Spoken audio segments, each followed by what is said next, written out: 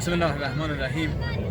شاهد برگزاری مراسم نکوداشت هیمالنورد ارزشمند پاکستان آقای محمد علی صدپارا در مشهد مقدس هستیم. سال قبل ما سعادت داشتیم که آقای محمد علی صدپارا به اتفاق خانواده برای زیارت امام رضا تشریف آوردن مشهد و بسیار مورد سوار قرار گرفتن. بسیار جامعه کوهنوردی ایران خوشحال شدن از حضور ارزشمند ایشون به عنوان یک کوهنورد خیلی نامدار در کل جهان شناخته شده است و برای ایرانی ها و مسلمانان مخصوصا بسیار بسیار ارزشمند هست.